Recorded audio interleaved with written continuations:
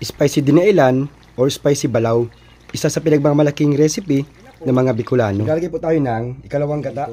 Tutuyawin po natin yan. Kapag kumulo na po, yan po isasalain po natin. Yan po. Luya po yung una kong ginisa. Kapag luto na po yan, ito na pong bawang ang kasunod.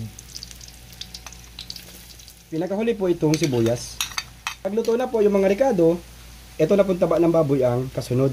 Bintak po ang tawag namin dito. Gisa na po natin ito sa loob ng 10 minutes. Maglalagay po ako ng konting paminta. Konting asin lang po muna ang ilalagay ko. Maglalagay din po ako ng konting umami seasoning. Konti lang po. Haluin lang po natin. Pagkatapos po natin magisa, ito na pong tinunong na dinailan ng kasunod. Pinakulang ko lang po ito ng nasa 30 minutes. Ito ng 3 buong nyug. 3 buo po na malalaking nyug. Then ito po, pakulang po natin ulit. Pinakulang ko lang po ng another 30 minutes.